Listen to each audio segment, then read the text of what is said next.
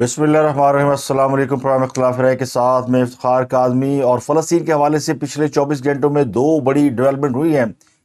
एक तो इसराइल और फ़लस्तीन के दरमियान जारी जंग में आर्जी सीज़ फायर का माहिदा हुआ और 4 घंटे के लिए जंग रोकी गई। जबकि एक और बड़ी इंपॉर्टेंट ख़बर यह है कि यरगमालियों की रिहाई के लिए इसराइल और हमास के दरमियान इत्तफाक हो गया है। इसराइल जेलों में कैद फ़लस्तीनी ख़वातीन और बच्चों को रिहा करेगा और इसके बदले में हमास 100 यरगमाली इसराइली ख़वातीन और बच्चों को रहा करेगा। तो दोनों के दरमियान जो है ख़वातीन और बच्चों की रिहाई का एक माहिदा हो गया। तो ये बड़ी इंपॉर्टेंट बात है। लेकिन इसके अलावा और भी बहुत कुछ हो रहा है। बमबारी भी जारी रही और बहुत से शहरी इलाकों पर कल रात भी और आज सुबह भी इसराइल ने फ़ज़ाई हमले किए। बहुत से कैजुअल्टी हुई, उस पर बात करेंगे। एक और बड़ी खबर, ISI के सरबराह लेफ्टिनेंट जनरल नदीम अंजुम की मुद्दत मुलाजमत में तोसी का है और उनकी मुद्दत मुलाजमत में एक्सटेंशन हो गई है। नदीम अंजुम इसी माह रिटायर होने वाले थे, तो उनकी मुद्दत मुलाजमत में 1 साल की तोसी कर दी गई है। ये बड़ी खबर है। इससे पहले जो खबर सामने आई थी उसके मुताबिक लेफ्टिनेंट जनरल नदीम अंजुम को ये कहा गया था कि वो ताहुक्म सानी अपने ओहदे पर रह सकते हैं, यानी जब तक नया वज़ीर आज़म इलेक्ट होकर नहीं आता और निगरान हुकूमत की मुद्दत ख़त्म हो जाएगी, उसके बाद उनके मुस्तकबिल का फ़ैसला किया जाएगा। लेकिन अब ये इतलात है कि उन्हें 1 साल की एक्सटेंशन दे दी गई है। तो इसी माह के आखिर में उन्हें रिटायर होना था, नवंबर के आखिर में। अब ये अगले साल यानी नवंबर 2024 में रिटायर होंगे। तो ये खबर जो है वो पाकिस्तान के सियासी हालात के तनाज़ुर में बहुत इंपॉर्टेंट खबर है। निगरान वज़ीर आज़म काकड़ ने ये एक इंटरव्यू दिया है सऊदी अरब जाने से पहले। उसमें उन्होंने इस बात की तस्दीक कर दी है कि लेफ्टिनेंट जनरल नदीम अंजुम की मुद्दत मुलाजमत में तोसी जो है वो पॉलिसियों के तसलसल के हवाले से की गई है। उनका मौक़िफ़ ये है कि पॉलिसी के तसलसल को जो है वो समझने की ज़रूरत है। कोई भी निज़ाम जो है वो जब तक तसलसल के साथ ना चले वो निज़ाम नहीं चल सकता। तो बहुत सी पॉलिसियाँ ऐसी हैं जो कि DDISI उसका हिस्सा है, तो इसलिए उनको 1 साल की तोसी दी गई है। लेफ्टिनेंट जनरल नदीम अंजुम ने बतौर DDISI नवंबर 2021 में अपने ओहदे का चार्ज संभाला था और जनरल फैज़ हमीद की जगह पे वो DDISI बने थे और इनकी तकर्री पर इमरान खान और फ़ौज के दरमियान एक तनाज़ा शुरू हुआ था। इमरान खान साहब जनरल फैज़ हमीद को नहीं हटाना चाहते थे और वो चाहते थे कि वो DDISI के ओहदे पर बरकरार रहे। लेकिन उस वक्त के आर्मी चीफ जनरल बाजवा चाहते थे कि जनरल फैज़ हमीद उनको DDISI के ओहदे से हटाकर एक कोर की कमान कराई जाए ताकि वो आर्मी चीफ बनने की दौड़ में शामिल हो सकें। तो इस मामले पर बहुत सख्त कशीदगी हुई। इस वक्त की हुकूमत जो तहरीक इंसाफ के पास थी उसके साथ फ़ौज की, और फिर ये मामला बिल आखिर इस बात पर ख़त्म हुआ कि फ़ौज जिसको चाहेगी उसको उसकी तकर्री करेगी। तो DDISI जनरल नदीम अंजुम का नाम जो है वो आर्मी चीफ की तरफ से अनाउंस किया गया और फिर फेस सेविंग के लिए इमरान खान के ऑफिस की जानिब से यानी प्राइम मिनिस्टर ऑफिस की जानिब से ये ऐलान किया गया कि उन्होंने DDISI के बाकायदा इंटरव्यू किए हैं और 3 उम्मीदवारों के इंटरव्यू किए। उनमें से लेफ्टिनेंट जनरल नदीम अंजुम को उन्होंने DDISI जो है वो अपॉइंट किया है। तो ये तकर्री वज़ीर आज़म का इख्तियार होता है, लेकिन इसकी जो रिकमेंडेशन है फ़ौज की तरफ से आती है और फिर वही हुआ जो फ़ौज चाहती थी। और फेस सेविंग के लिए इमरान खान साहब को इसमें से ना सिर्फ पीछे हटना पड़ा बल्कि ये तनाज़ा उसके बाद भी बरकरार रहा, जो कि army chief general Asim Munir की तकर्री तक जारी रहा और इमरान खान साहब ने जनरल आसिम मुनीर की तकर्री को भी रोकने की कोशिश की। तो ये 2 बड़ी अपॉइंटमेंट थी और लेकिन ये इमरान खान साहब नहीं रोक सके और वो इक़्तिदार से निकाले गए, जिसके बाद उन्होंने फिर इन दोनों को बड़ी देर तक निशाना बनाया, DDISI को और army chief general Asim Munir को। अब भी तहरीक इंसाफ के लोग उनको बहुत सख्त तनकीद का निशाना बनाते हैं। अब लेफ्टिनेंट जनरल नदीम अंजुम वो इंटेलिजेंस अफसर थे जो अपनी अपॉइंटमेंट के फ़ौरन बाद ही सुर्खियों की ज़ीनत बन गए थे, क्योंकि उन्होंने अपनी तस्वीर जो है वो शाया कराने से या जारी करने से या नशर करने से रोक दिया था और वो किसी भी इजलास में नज़र नहीं आते थे। और उनका मौक़िफ़ ये था कि चूँकि वो इंटेलिजेंस एजेंसी के सरबराह है तो उनकी अपनी शनाख्त भी जो है वो इतनी आम नहीं होनी चाहिए। लेकिन एक मौका ऐसा आया जब मारूफ सहाफ़ी अरशद शरीफ का कीनिया में कत्ल हो गया और उसके बाद ये इल्ज़ाम फ़ौज पे लगाया जाने लगा और बड़े तसलसल से ये इल्ज़ाम लगाया गया, जिसके बाद उन्हें बाकायदा जो है DISPR के साथ बैठकर एक प्रेस कॉन्फ्रेंस करनी पड़ी और उसमें उन्होंने बहुत सी चीज़ें बताई और उसमें ये भी बताया कि किस तरह जनरल बाजवा को عمران خان صاحب ایکسٹینشن کی آفر کرتے رہے. تو یہ بڑا امپورٹنٹ معاملہ تھا جس میں وہ شامل رہے. ان کی اب تقرری ہو گئی ہے, 2.5 سال سے زیادہ عرصے سے اس عہدے پر فائز ہے, تو 1 سال اور ایکسٹینشن کے بعد ان کی جو ہے وہ مدت ملازمت تقریباً 3.5 سال تک ہو جائے گی. لیکن یہ ایکسٹینشن ابھی ختم نہیں ہوئی. اگر پالیسیاں جاری رہیں اور آئندہ آنے والے وزیر اعظم نے مناسب سمجھا تو وہ بھی ان کو ایکسٹینشن دے سکتے ہیں. تو یہ ایک بڑا پیچیدہ معاملہ تھا جو کہ حل ہو گیا. اب اس کا جو سیاسی پہلو ہے وہ یہ ہے کہ لیفٹیننٹ جنرل ندیم انجم کے بعد جنہوں نے ڈی جی آئی سی بننا تھا وہ ڈی جی سی جنرل فیصل نصیر کا نام لیا جاتا ہے, اور یہ وہ ہیں جن کے حوالے سے پی ٹی آئی کو بہت زیادہ شکایات ہیں. اتنی شکایت انہیں لیفٹیننٹ جنرل ندیم انجم سے نہیں ہے جتنی ڈی جی سی سے ہیں, اور گمان یہ کیا جا رہا تھا کہ اگر ڈی جی سی پروموٹ ہو جاتے ہیں as A D G I S I تو پھر اس کے بعد جو ہے وہ پی ٹی آئی کے لیے بچت کا کوئی راستہ نہیں رہے گا. تو بہت سے معاملات میں ڈی جی آئی ایس آئی نے جو ہے وہ سیاسی معاملات میں چونکہ وہ انٹرسٹڈ کم ہے, اور انہوں نے جب سے انہوں نے اپنا عہدہ سنبھالا ہے اس کے بعد سے فوج نے باقاعدہ اپنی پالیسی اناؤنس کر دی تھی کہ وہ سیاسی معاملات میں مداخلت نہیں کرے گی. لیکن مہربانی عمران خان صاحب کی کہ انہوں نے اقتدار سے نکالے جانے کے بعد اس کا بدلہ جو ہے وہ فوج سے لینے کی کوشش کی, اور فوج کو اتنا برا بلا کہا کہ فوج کو مجبوراً واپس سیاست کے اندر نہ صرف آنا پڑا بلکہ اب وہ ملک کی جو پالیسیاں ہیں وہ چلا رہے ہیں, چاہے معیشت ہو چاہے سیاست ہو یا کوئی اور ہو, ان کی مجبوری بن گئی ہے. اور انہی پالیسیوں کو تسلسل دینے کے لیے پھر ان کو اپنے جو قابل افسر ہیں ان کو ایکسٹینشن دینا پڑ رہی ہے. ایک دوسری بڑی خبر توشہانہ ریفرنس میں نواز شریف کے کیس میں ہوئی ہے. نواز شریف کی ضبط شدہ جائیداد اور اثاثے وہ احتساب عدالت نے آج واپس کرنے کا حکم دے دیا ہے. یہ حکم دیا ہے احتساب عدالت کے جج محمد بشیر نے. یہ وہی جج ہیں جنہوں نے نواز شریف صاحب کو ایک اہم کیس میں سزا بھی سنائی تھی. جج محمد بشیر نے نواز شریف کی جائیداد واپسی کے احکامات جاری کیے ہیں جن میں نواز شریف کی پراپرٹی, گاڑیاں, بینک اکاؤنٹ, یہ سب جو ہے وہ چونکہ نواز شریف ملک سے باہر چلے گئے تھے تو ان کو ان کی غیر حاضری میں ایبسکونڈر یعنی مفرور قرار دیا گیا. تو ان کی تمام جو جائیدادیں ہیں منقولہ غیر منقولہ وہ بینک اکاؤنٹ سب جو ہے فریز کر لیے گئے. اور اس میں نواز شریف کی لاہور میں ایک 1650 کنال سے زائد کی زرعی اراضی ہے, یہ شیخ پورہ کے آس پاس ہے کہیں, اور وہ زرعی لینڈ ہے.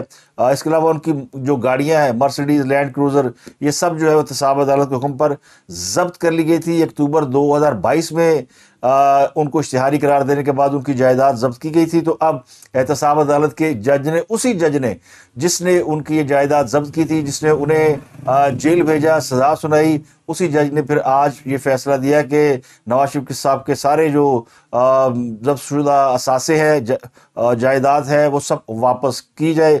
تو ایک بڑا فیصلہ نواز شریف کے حوالے سے ہے, یعنی نواز شریف کو ایک باقاعدہ ریلیف مل گیا. ایک خبر میں نے آپ کو پچھلے ویلاگ میں بتائی تھی کہ ایک بہت بڑا فیصلہ ہونا ہے, اور وہ فیصلہ ہونا ہے جو پرویز مشرف کی سزا کے خلاف اپیل کی گئی ہے اس کا فیصلہ ہے. ایک متفرق درخواست آئی تھی تو سپریم کورٹ کے 4 رکنی بینچ نے جمعے کے روز اس کیس کی سماعت کرنی تھی اور فیصلہ کرنا تھا کہ کیا یہ اس ایشو کے اوپر جو درخواست ہے وہ ٹیک اپ کی جا سکتی ہے. تو وہ درخواست ٹیک اپ کر لی گئی ہے آج, اور سپریم کورٹ نے خصوصی عدالت کا قیام کالعدم قرار دینے کے خلاف اپیلوں پر پرویز مشرف کے اہل خانہ اور وفاقی حکومت کو نوٹس جاری کر دیے. پرویز مشرف کو ایک 3 رکنی بینچ نے سزا سنائی تھی, اور وہ سزا میں آپ کو بتا چکا ہوں کہ وہ ایسی سزا ہے کہ جو پاکستان کی تاریخ میں کبھی کسی جج نے کسی ملزم کو نہیں دی, جس میں یہ فیصلہ کیا گیا تھا کہ اگر ملزم زندہ نہ ہو تب بھی ان کو واپس لا کر پھانسی کی سزا دی جائے. اس عدالت کو اس وقت کے جج مظاہر علی اکبر نقوی اور جسٹس امیر بھٹی, یہ لاہور ہائی کورٹ کے 2 سینئر جج تھے, تو ان 2 ججوں نے اس عدالت کو ہی کالعدم قرار دے دیا تھا. تو اس کے خلاف ایک اپیل پاکستان بار کونسل نے کی ہے.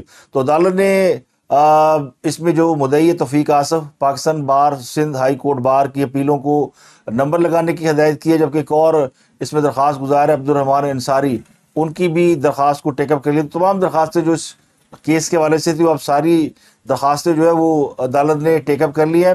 اس میں مشرف کے وکیل نے بتایا کہ اپیل پر رجسٹرار نے اعتراض لگایا تھا, اور اس اعتراض کے بعد یہ اپیل جو ہے جسٹس عمر عطا بندیال کی چیمبر میں مقرر ہوئی تھی سابق چیف جسٹس عمر عطا بندیال نے یہ کیس اپنے چیمبر میں لگایا تھا۔ وکیل نے بتایا کہ چیمبر سے جج نے کیس لارجر بینچ میں لگانے کا کہا، لیکن اس کے بعد یہ کیس لگانے کی نوبت ہی نہیں آئی اور جنرل مشرف کی دبئی میں جو ہے وفات ہو گئی۔ تو کیس میں تمام فریقین سے پوچھا گیا کہ پرویز مشرف کی اپیل کو مقرر کرنے پر کسی کو کوئی اعتراض تو نہیں، جس پر جو ہے ایڈیشنل اٹارنی جنرل سمیت کسی فریق نے کوئی اعتراض نہیں کیا۔ تو سپریم کورٹ نے اس پر ریمارکس دیا کہ افسوسناک بات یہ کہ چیمبر میں جج کے حکم کے باوجود اپیل آج تک مقرر نہیں کی گئی۔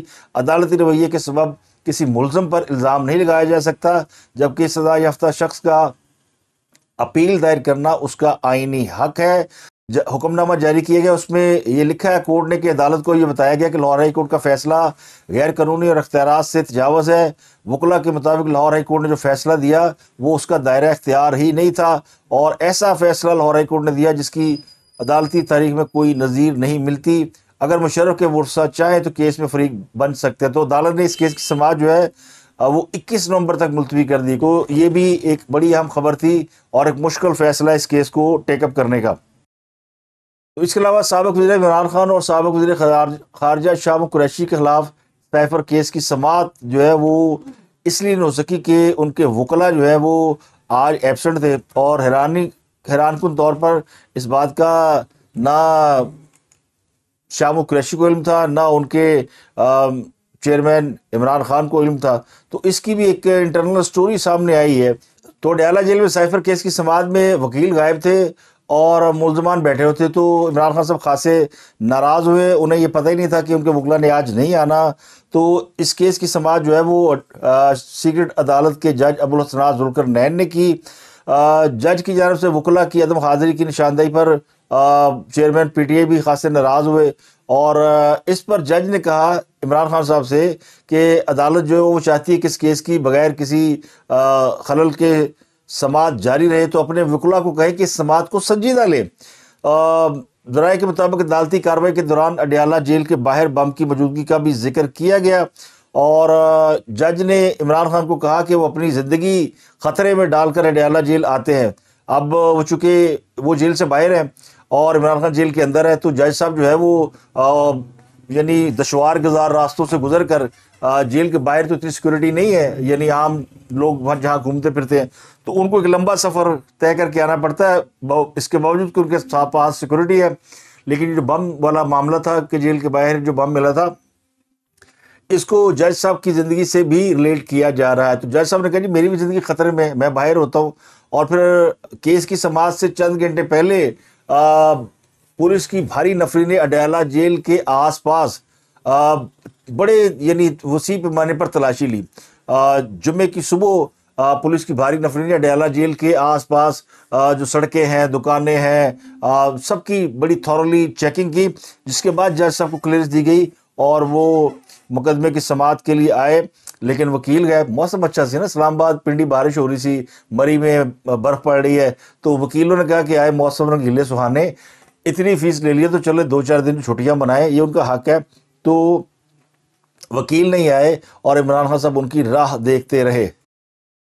ایک اور بڑا معاملہ ہے جسٹس مظاہر علی اکبر نقوی، جن کے خلاف سپریم جوڈیشل کونسل میں کیس چل رہا ہے اور ان کے خلاف شکایات ہیں، کرپشن کے معاملات ہیں۔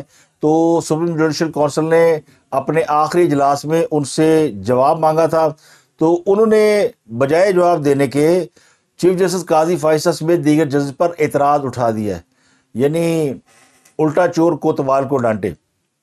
جسٹس مظاہر علی اکبر نقوی کو شوکاز نوٹس جاری کیا گیا تھا، لیکن انہوں نے کہا یہ کونسل ہی درست نہیں ہے، یہ جو جج ہیں چیف جسٹس قاضی فائصہ، جسٹس سردار طارق اور جسٹس نعیم اختر افغان، یہ تینوں جو ہے وہ میرے خلاف ہیں اور یہ مقدمہ سیاسی بنیادوں پر چلایا جا رہا ہے۔ جسٹس مظاہر علی اکبر نقوی نے سپریم جوڈیشل کونسل میں درج ریفرنس اور شواہد کا تمام ریکارڈ مانگ لیا اور 18 صفحات پر مشتمل جواب جمع کرایا، جسے تحریک انصاف کے لوگ کہہ رہے ہیں کہ جی چارج شیٹ کر دیا جج صاحب نے۔